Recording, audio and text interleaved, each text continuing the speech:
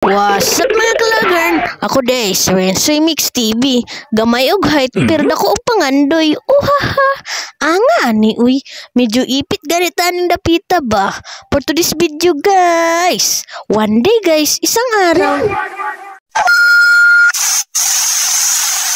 For today's video guys, naari mi karon guys sa Camp Phillips, Manolo Pertich, Bukidnon. Naglaag day mi karon guys diri sa basar sa Camp Phillips. Nga oy. Uhaha. Kinsa ti ganan og mga rides dira mga guys. Naara diri mga guys kay wa didto kay na diri. O di ba?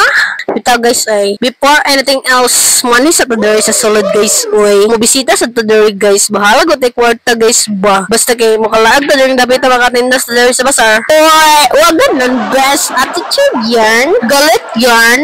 Or ang importante ang mahalaga diri the pizza. Bitaw guys uy. Ubani ko diri diri the pizza guys. Magsuri-suri ta diri sa basar. Unsa pa niyong gihulat dira alat na. Manglaan na ta diri sa basar. Diri ra ni sa Camp Phillips, Manolo Pertich, Bukidnon. Karon ninyo gipangita guys na diri sa basar. Samot na tong walay mga uyab dira. Kay hapit na ramang February 14. Pangita na mo diri sa basar. Mangukay to diri og paghigugma. Paghigugma nga wa nimo nakita sa iya ha. Kay nakita ra nimo diri sa amoa.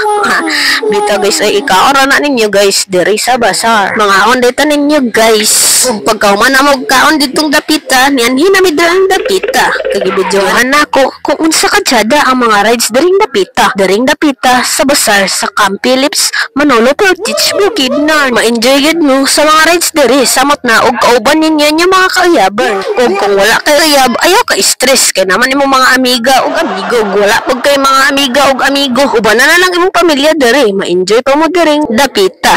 Magbanding-banding mo diri. Ug kamo na bahala og unsa yung buhaton diring dapita. Kay ang importante ra diring dapita, mag-enjoy ka. Kay ang importante, kay ang malaga.